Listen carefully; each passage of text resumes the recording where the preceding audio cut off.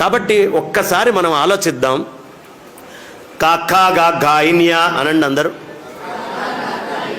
కొంచెం మెల్లిగానే అంటున్నారు. పాత ఎప్పుడో స్కూల్లో చదువుకున్నాం, మళ్ళీ బయటికి ఇది చెప్పుకోవడానికి ఇలా నలుగురు కలిస్తే తప్ప విడిగా కాకా గా గాయిన్యా అంటే నవ్వుతారు పిల్లలు కూడా.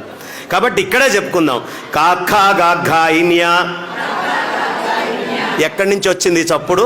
ఈ గొంతులో ఈ భాగాన్ని గుర్తించండి. కాకా గా గాయిన్యా కొండనాలిక దగ్గర వచ్చిందా? ఇప్పుడు చా ఛా జా జాయిని అనండి. అంటే కొండనాలిక కింద, నాలికకి కొంచెం పైన, ఇందాకటి కంటే కొంచెం పై భాగం వాడారు. చూసుకోండి. చా ఛా జా జాయిని అయిందా? దానికంటే కొంచెం పైకి వస్తున్నారు. ఎలా చెక్కారో చూడండి అసలు అక్షరాలని. టాఠా డా ఢాణ ఎక్కడి నుంచి వచ్చింది? మధ్య నాలిక నుంచి వచ్చిందా? అది మడవకుండా టాఠా డా ఢాణ అనండి చూస్తా. టాఠా డా ఢాణ. ఋషి ఎలా చెక్కాడో చూడండి అక్షరాలని.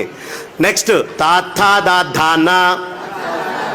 నాలిక కొస వాడకుండా అనండి. ఎవరు అన్నారే నాలిక కొస వాడకుండా అనండి అంటే. తాథా దా ధాన అనగలరా? లేదు కదా. మళ్ళీ పెదాలు వాడకుండా పాపా బా భామా. పెదాలు వాడకుండా అనమంటే అనేసారే. అనగలరా? పాపా బా భామా అని పెదాలు వాడకుండా. మన ఋషి ఎంత చక్కగా అక్షరాలను చెక్కాడో చూడండి. ఒక తపస్సు చేయిస్తున్నాడు. ఇక్కడి నుంచి ఇక్కడి దాకా అక్షరాలతోటి తపస్సు చేయిస్తున్నాడు. నేను ఈ మధ్య అనుకోకుండా ఒక హాస్పిటల్ దగ్గరికి వెళ్ళటం అయింది. మాకు తెలిసిన మిత్రుడిని తీసుకొని వెళ్ళాను. ఆయనకి చెయ్యి ఇట్లా వణుకుతోందమ్మా.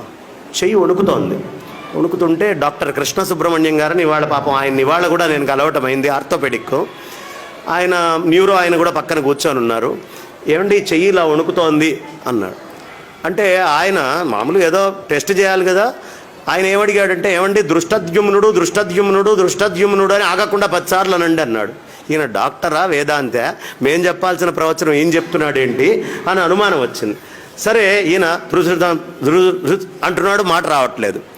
అయ్యా ఈ మాటని బట్టి నాకు అర్థమైంది, మీ నరాలలో ఒక రకమైనటువంటి శక్తి మొత్తం కోల్పోయారు, తద్వారా మీరు బయటికి మాట్లాడలేకపోతున్నారు అని చెప్పాడు.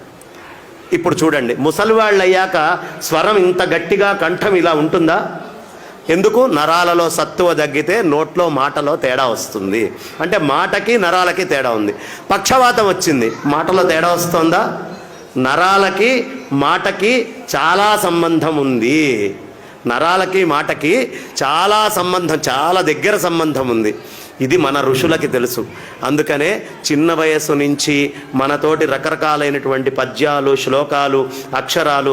మా తాతయ్య గారి పుస్తకంలో ఉండేది. పషర్లపాటి వాసుదేవయ్య శాస్త్రి గారు చాలా అద్భుతంగా రామాయణము, వాసుదేవ రామాయణం అని రాశారు. ఆయన సంస్కృతాంధ్ర పండితులు అభినవ నన్నయ్య భట్టారక అని ఉభయ భాషా ప్రవీణ. ఆయన భూభృద్భిక్కుధరోద్ధరోద్ధిత సురద్విచ్చిచ్చరభ్రాడ్ధను పృథ్వీద్రేద్ధృతరోషధీడ్కరుచి వాగ్వక్త్రక్షరేడక్షర ఇలా రాసుకుండేవాళ్ళు. ఆ పుస్తకం తీసి చదువుతుంటే అబ్బా ఎంత గొప్పగా ఉంది అని. మళ్ళీ అది నోట్లో తిరగాలి అంటే ఇది సాధన చేసి ఇది చదివేటటువంటి వాడికి అనారోగ్యం తొందరగా రాదట. 1 కిలోమీటర్ ఉరికితే ఎలాంటి శక్తి వస్తుందో మీకు నరాల్లోకి, గట్టి పద్యమో, ఒక స్తోత్రమో, ఒక నామమో ఆగకుండా చేస్తే అలాంటి శక్తి వస్తుంది. కాబట్టి ఉరుక్కుంటూ వెళ్ళలేరుగా వయసు పెరిగిన తర్వాత. లేదా ఉరకగలిగితే జాగింగ్ చేయగలిగిన వాళ్ళు చేయొచ్చు, వాళ్ళు అక్కర్లా, వాళ్ళు మాట్లాడకుండా ఉంటేనే ఉత్తమం. కానీ జాగింగ్లు, ఎక్సర్సైజులు చేయలేని వాడు కొవ్వు కరిగించుకోవడానికి, నోట్లో శక్తిని, ఎనర్జీని పెంచుకోవాలంటే ఏం చేయాలయ్యా? వాగగ్ని. వాయువు అనేటటువంటిది అగ్ని. ఈ అగ్ని ఎప్పుడు వస్తుందండి బయటికి? కొలెస్ట్రాల్ అనేటటువంటిది కరిగితే అప్పుడు అగ్ని నోట్లో నుంచి బయటకు వస్తుంది. కాబట్టి వాక్కు అనేటటువంటి అగ్ని వాయుస్సంధానం ఉపనిషత్తు చెప్తుంది. ఈ విధంగా గనక మీరు స్తోత్రం పిల్లలకి రోజు ఏదో ఒక స్తోత్రం గనక నేర్పిస్తూ చెప్తూ పోతూ ఉంటే చాలా బలిష్ఠులు, బలాఢ్యులు, శక్తివంతులు, బలవంతులు అవుతారు. అది ఆంగ్లంలో చెప్తే వాడు ఎలా చెక్కాడో మనకు తెలియదుగా. మన ఋషి అయితే చాలా అద్భుతంగా చెక్కి దీన్ని పెట్టాడు.